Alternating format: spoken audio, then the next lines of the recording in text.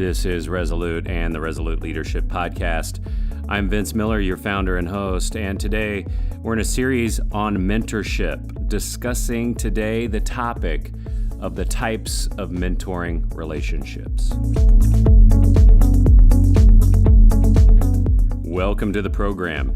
If this is your first time tuning in, well, then thank you for joining us. Our mission at Resolute is to disciple and develop men to lead. So if you're looking for content for your men's group or even your men's ministry, then you need to go to our website today at beresolute.org. If you want to follow us on any form of social media, go to Facebook or LinkedIn. You can follow us there. Or if you like to listen on your own feed, you can find us always in iTunes or in SoundCloud. But gentlemen, let's dive in. Today, I'm joined again by one of my good friends, Dr. Greg Borg. Dr. Borg is the president of Heart of the Warrior Ministries. He's worked with men for over 40 years. He has been heavily involved in mentorship over those years, and so I'm excited to welcome him to the program today. Greg, welcome to the show. Good to be here.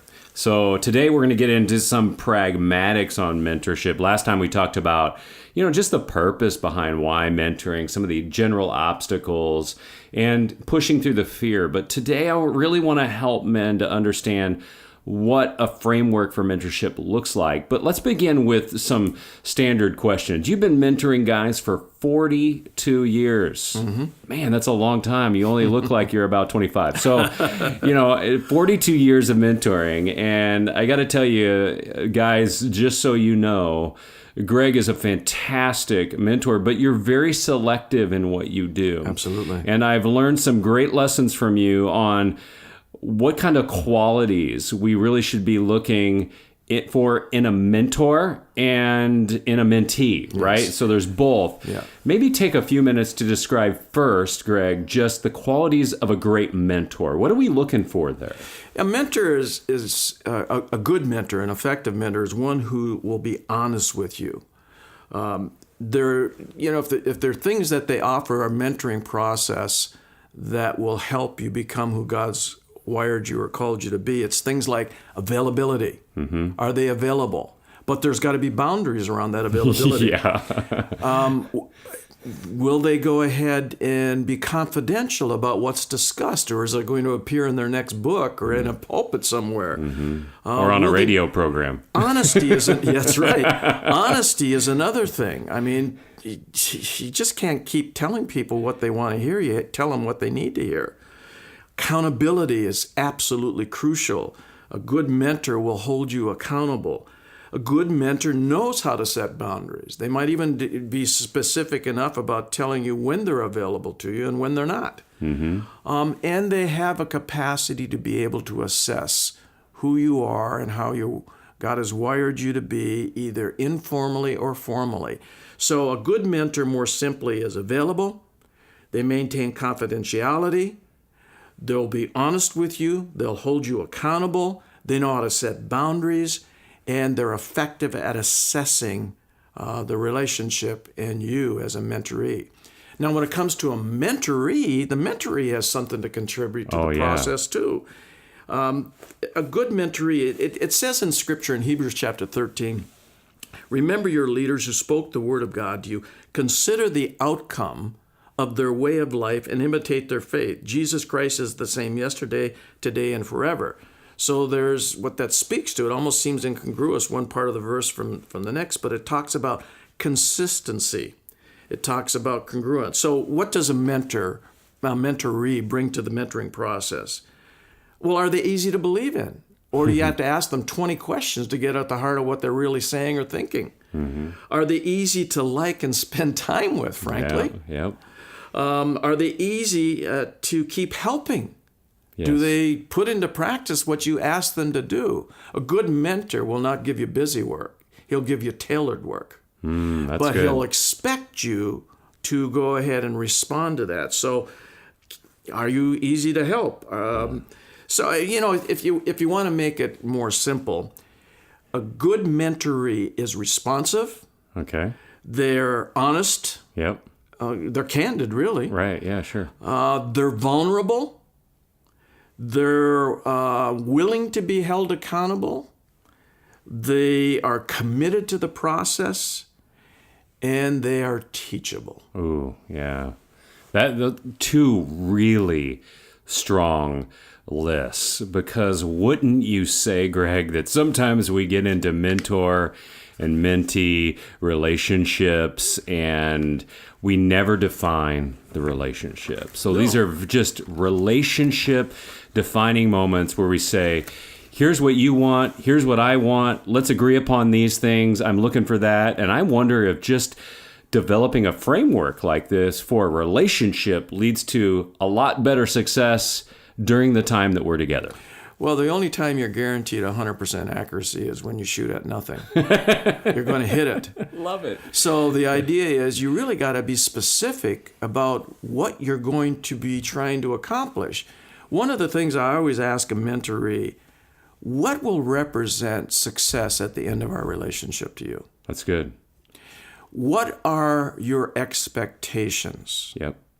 What do you hope to accomplish in the process?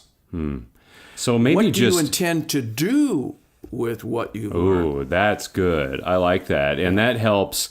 I would say if you're sitting down with someone, whether it's a mentee or a mentor, it's really getting clear about what you want to accomplish, right? Mm-hmm. I think guys specifically, when we're talking, I want you to know, as Greg and I talk here, of course we're talking about mentorship in general, but there's also the specific relation to our spiritual life that you and I are talking about, right? Exactly. And I don't think we get specific about that enough, Greg, when it comes to where do we want to go spiritually. Guys don't set enough goals spiritually. Yeah. We don't drive toward a clear spiritual future. And, you know, before we just sit down and we say, you seem like a cool guy, right? Yeah. Maybe we should both sit down, the mentor and the mentee, and deliberate, discuss, figure out where we want to go, set the time frames, and say, here's who I want to be at the end of this process, and here's who you want to be. You know, you give a great gift to a potential mentor when you're able to say to them, here's what my need is. Would you engage with me for a specific period of time? Yes. Let's say 3 months, and we'll work out the details, but here's where I need help. What you've just done is told that mentor, oh, good, I'm not going to be chained to them for life, and I'll be able to, there's an out if we both need to be out of the relationship. Mm-hmm. But the best thing you can do, if you're thinking, men, of being mentored, you need to ask yourselves 4 questions so that you can come to that mentor with some clarity about what you need to be mentored in. Here are the questions. What am I doing now I need to keep doing? Mm-hmm. What am I doing now I need to change? What am I doing now I need to stop doing? And what am I not doing now I need to start doing? Keep, change, stop, and start. That will give you the framework, because they're neutral questions, but they compel you to go ahead and get more specific about what your needs are. Now, when I talk to potential mentorees, I generally ask them, I said, is this a spiritual discipline need? Is this a leadership need? Is this a relational need? Are you concerned about a self-management issue?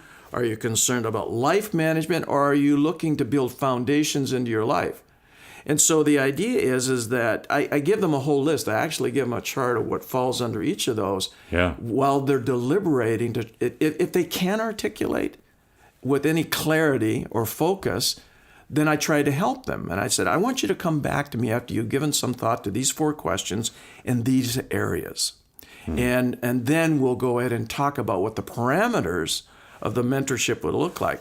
Now, one other thing I want to say, and it kind of stepping back a little bit, is a mentor, there are different types of mentors. Yeah. Explain Knowing that. what type of mentor you need at what point in your life is going to be absolutely essential to select the right person to ask. Mm-hmm. So let me give you some categories for that. That'd be great. All right, first of all, there are intensive mentors. These intensive mentors are part of a formal process that's pretty well laid out and organized. And the purpose of an intensive mentor is to build foundations into your life. Like, for instance, a discipler or a spiritual guide or a coach would be a form of an intensive mentor.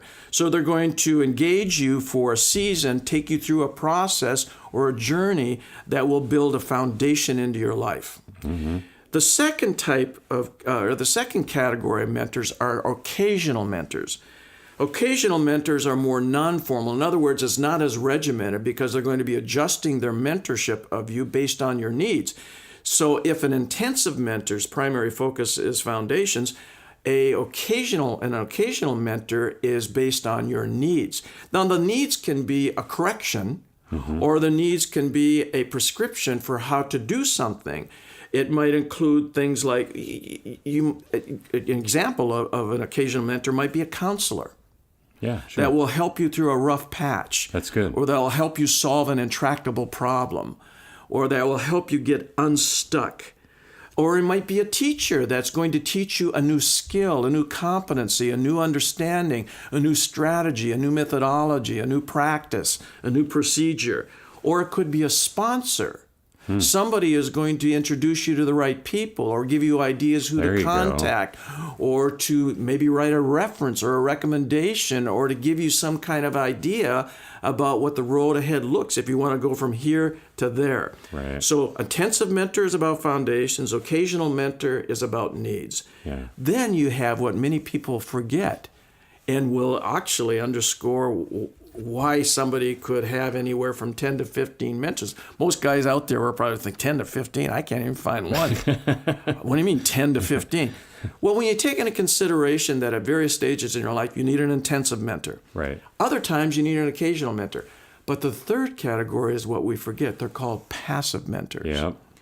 Now, a passive mentor is very informal. You probably have never met this person. Mm-hmm. You may have admired them from afar. It may be a speaker that speaks to your soul. It may be a writer that every time you pick up something that they've written, God feeds your soul. It may be somebody who's already passed away and has left a recording or something that will be instrumental in helping you get over that next step. But the three types of passive mentors are either a contemporary model, somebody who's is a living model for life and ministry, or you might be exposed to their teaching. Irwin is a passive mentor for a lot of people that never had a chance to meet him, but when they read his books or they listen to his talks, then somehow God speaks to their soul. Then you have an historical mentor. I mean, they may be deceased, but they still have relevancy. I have a passive mentor by the name of Vance Havner that died in 1986. I still remember some of the poignant things he had said. He said, if you're 95% faithful, you're not faithful at all. And he talks about the whole idea, smorgasbord Christianity, where you go along the line and pick what you want and leave the rest. But these little snippets, these pithy little statements have stuck with me. In all of his books, they're out of print, and I've sought them out. But he's a passive mentor to me. Yeah. The third type of passive mentor is a divine contact. Now, a divine contact is a person or a word or a circumstance using to confirm God's direction in your life. That somebody comes into your life, maybe even forgot who they were, and you don't even understand the import of what they had to say until well after the fact. And so they are a divine contact that you didn't plan on. It's a word you might have heard in a pulpit. It might be somebody saying something to you in passing that didn't even understand the import of what they said to you, but it registered with your soul. That's a divine contact. God sends those type of people to you. You know, I love that you've defined a lot of this today. And guys, I hope you're blessed by the amount of sheer wisdom that Greg has just shared with you. But I got to say, Greg, this helps us all to frame up a context of what a relationship looks like, what should happen inside of that relationship, and even the types of things that we should be looking for in those people. Because I got to tell you, mentorship is the linchpin to the kingdom. I mean, I'm reading through the Bible, of course, and I say this every time, but I'm reading through the Bible. Of course, today I'm reading through Acts, and I'm reading the story of perhaps the most famous mentor of all times. He often goes unremembered by many people, but I believe the greatest mentor in all the Bible, besides Jesus Christ, is Barnabas. Exactly right, yeah. I mean, you think about this guy. Barnabas took under his wing the most incredulous guy that was out there, Saul. He was a little grumpy. He was persecuting the church, clearly. He made a decision for Christ because he met Christ visibly and clearly. But Barnabas did something that no other mentor ever did. He took on someone who might take his life, and he turned him into the greatest teacher in all of the New Testament. I mean, think about that. Well, there's so many examples in the Bible about mentoring that isn't called mentoring, but is exactly mentoring. Let me give you just a few quick Go examples. for it. I want to hear it. Yep. Jethro mentored Moses. Of course. He became a counselor to him. Moses mentored Joshua. He was a spiritual guide, a counselor. He was a contemporary model, as we've just talked about. He was a sponsor. Yeah, he certainly sponsored Joshua. Yeah. Then you have Jonathan and David. They were peer mentors. They each had something to add to the mentoring relationship. David and Solomon. David was a contemporary model. He was a counselor. He sponsored Solomon. You have Elijah and Elisha. That's a mentoring relationship. Jesus with Peter, James, and John. Yes. You have Barnabas, as you just mentioned, with Paul. You have Paul with Timothy. Yes. He was a discipler of Timothy. You have Paul with Titus, for crying out loud. You have Paul with Onesimus. And so there are just all kinds of examples of types of mentors. When you finally start to get your handle on that framework we just described about intensive, occasional, and passive, not only does it help you understand what type of mentor you may need at this particular point in your life, but be able to recognize that person and have the courage, again, to lean into your fear, seek them out, and sit down with them. Yeah, that's right. I want to end right there, Greg, because that's too good. And I just want you guys out there right now to hear Greg's words today. Let me sum it up this way. Don't go life alone. If you think you can go this life alone, you are mistaken. God has created you to be in relationship with other people. Live out your fullest potential by putting yourself in a mentorship relationship. And if you're not in one, you need to find one today, but find an appropriate one, right? Exactly. And there may be more of those guys out there than you think. Yeah, they are. Step into it. And if you are not mentoring somebody, Greg, right? Right. And we need more men that are doing the things that we're doing. That's right. Join us. Mentor someone today, even if it feels uncomfortable. Step into it. And maybe take some of the tactics you learned from Greg today and apply them. Just simple tactics that you can apply to everyday life. Thank you, Greg, so much for being with us again. And that's the show. Thanks for listening.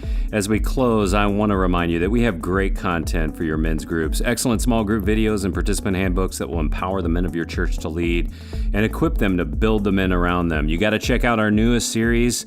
It's entitled Defeating Repetitive Sin for Men. Check it all out at beresolute.org, or you can just send me a direct email at info@beresolute.org. I'd love to speak with you guys. And as always, I hope you enjoyed this podcast, but please know that the time that we spent together today is worthless unless you choose to do something with it. So act on it. Do something right now today by getting off the bench and into the game. And I'll see you right back here next time for another edition of the Resolute Podcast.